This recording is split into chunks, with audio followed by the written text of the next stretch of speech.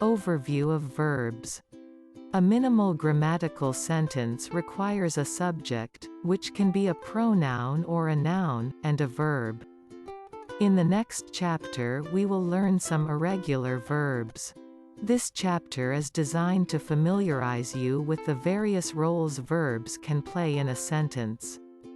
We will review all this material in Chapter 11, when we encounter regular, both strong and weak, verbs. Verbs are action words, expressing things that happen. Alfred ruled the West Saxon people. Ruled is the verb in the sentence.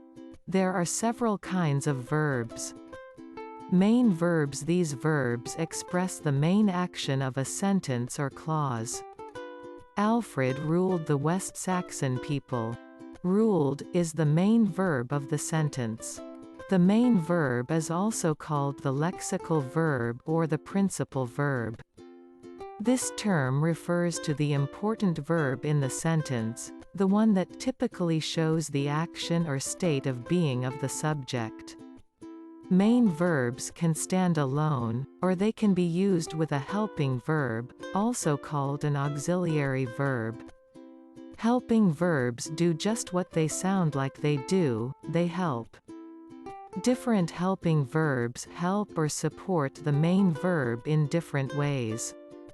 For instance, they can show tense, which indicates when an action happened, ability, intention, or possibility. The primary helping verbs are to be, to do, and to have.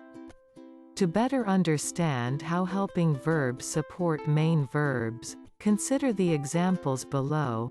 I am driving to the beach. Here, the auxiliary verb, am, a form of to be, lets the reader or listener know that the main verb in the sentence, in this case, driving, is happening continuously in the present.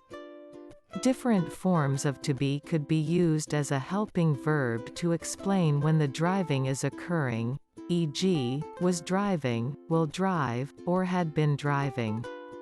I did empty the trash.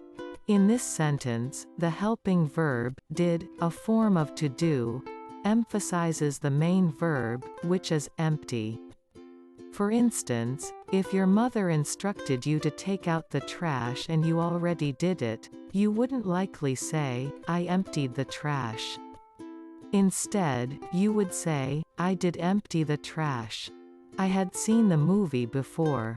Here, the auxiliary verb, had, a form of to have, is used to express the past perfect tense, which indicates that the action of the sentence occurred at an earlier time in the past.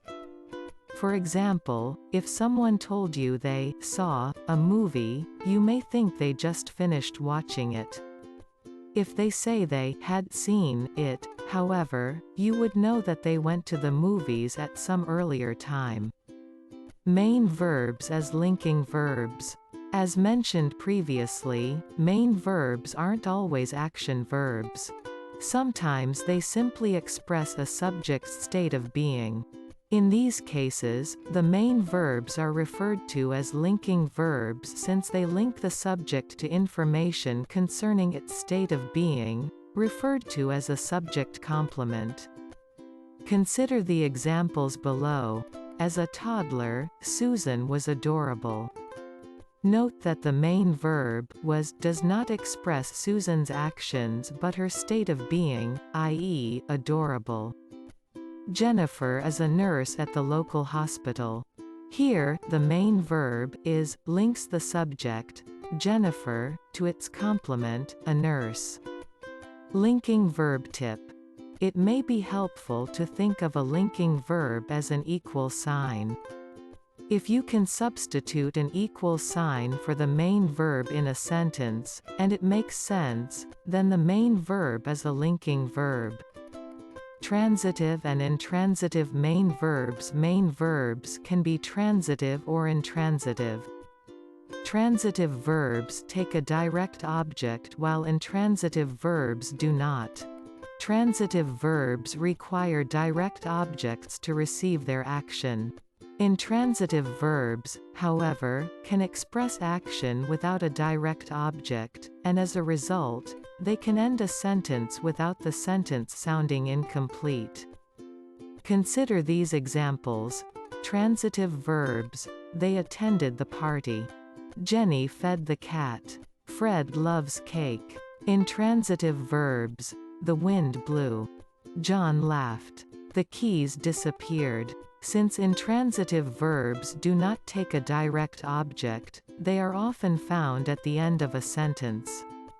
In many cases, however, an intransitive verb may be followed by another part of speech, such as an adverb or prepositional phrase. Look at the sentences below for an illustration.